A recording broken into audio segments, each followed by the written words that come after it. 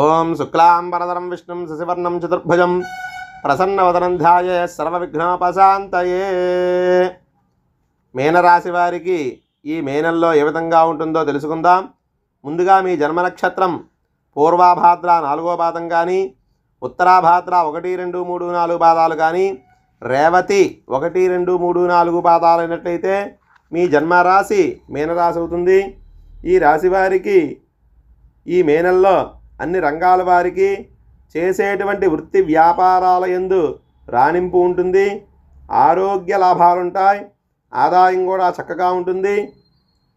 సాహస నిర్ణయాలు తీసుకోవడానికి చాలా వరకు అవకాశం ఉంది. శత్రువులపైన జయాన్ని సాధిస్తారు. నూతన వాహనాలు కొనడానికి అవకాశం ఉంది. గృహంలో ఏదో ఒక శుభకార్యాలు చేయడానికి కూడా చాలా వరకు అవకాశాలు ఉన్నాయి. సంతాన సౌఖ్యం కలుగుతుంది. స్త్రీ మూలకంగా ధనం లాభం కలుగుతుంది. పెద్దవారి పరిచయాల వల్ల మంచి విషయాలను తెలుసుకుంటారు. దూర ప్రయాణాలు చేయడం వల్ల లాభం కలుగుతుంది.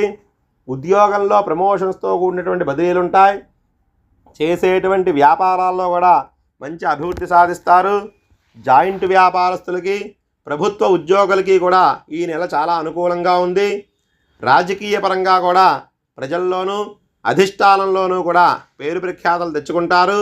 మంచి పదవి రావడానికి కూడా చాలా వరకు అవకాశాలు కనబడుతున్నాయి. ఇక విదేశాలు వెళ్ళాలనుకునే వారికి ఈ నెలలో వీసాలు త్వరగా వచ్చి విదేశాలు వెళ్ళడానికి చాలా వరకు అవకాశాలు కనబడుతున్నాయి. మొత్తం మీద ఈ మీనరాశి వారికి ఈ మే నెల చాలా అనుకూలంగా ఉండేటువంటి పరిస్థితులే కనబడుతున్నాయి. ఇంకా ఎవరైనా సరే మీనరాశి వారు చిన్న చిన్న ఇబ్బందులు పడుతున్న వాళ్ళు ఉన్నట్లయితే వాళ్ళు ఒక 4 సోమవారాలు శివాలయానికి వెళ్ళి ఆ స్వామివారికి నమస్కారం చేసుకుని స్వామికి అభిషేకం చేయించడం వల్ల చాలా శుభప్రదంగా ఉండడానికి అవకాశం ఉంది. స్వస్తి.